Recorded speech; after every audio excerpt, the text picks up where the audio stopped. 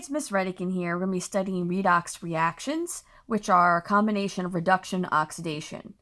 Reduction and oxidation always happen hand in hand, together. Also, we're going to come back to this phrase, Leo the lion says grr. So keep that in your mind. That's going to help us remember some things. So all single replacement reactions are redox, all of them. So if you are ever asked which of the following is a redox, you can look for a single replacement reaction. Here's an example. So let's take a look. First, when I take a look at something, I see whatever has an oxidation number of 0, which are elements. This is an element by itself. It's 0. Okay. I see another element by itself, so that's also 0. Now let's take a look at the compounds here. So, AgCl. If I look on the periodic table, Ag has an oxidation number of +1. This is not 0 because it's bonded to something else. All right, so there's a transfer of electrons. This is ionic, metal, nonmetal. If I look up chlorine, it's -1. I know chlorine has other choices, but if you're not given any other information, you know it's -1.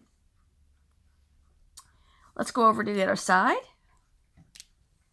Copper is bonded with chlorine, metal, nonmetal, ionic. There's a transfer of electrons. I look up copper.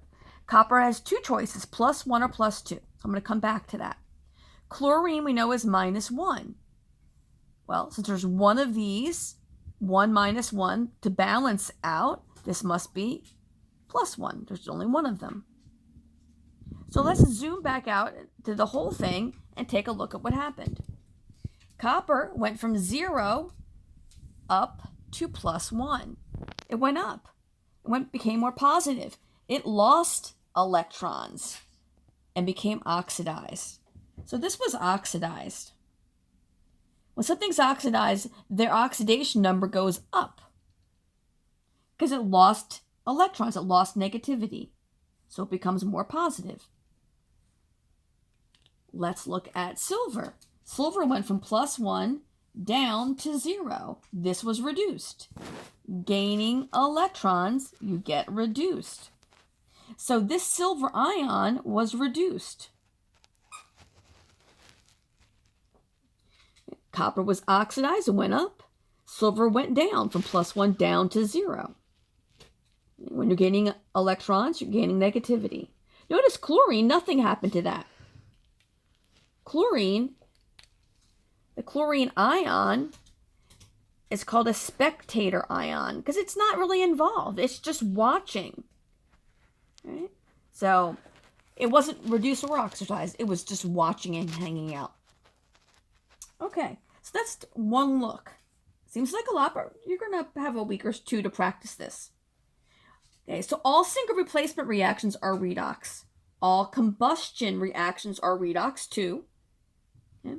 And many, not all, but many synthesis and decomposition reactions are redox too. So we're going to take a look. Okay? Take a look at this reaction. See if you can think if it's synthesis or decomposition. I'll give you a hint. You have things coming together to make one product. Okay, hopefully you're thinking to yourself, synthesis. So my first step is I'm going to find my elements. This is an element by itself or with itself, so 0. Chlorine also is with itself, still an element, 0. I'll make that a different color since it's a different element. There we go. And here, they're not 0. Here, they're bonded to each other. This is ionic. If I look it up, sodium only has one possible choice, -1. And that makes chlorine have to be -1 to balance that charge, since there's one of each of them. Now let's take a look at what happened. Sodium went from 0 up to +1. It lost electrons and became oxidized. That's that Leo. Lose the electrons, your oxidation number goes up. So we can say the sodium was oxidized. And looking at the chlorine, went from 0 down to -1. It was reduced. It gained electrons, gained negativity, and was reduced.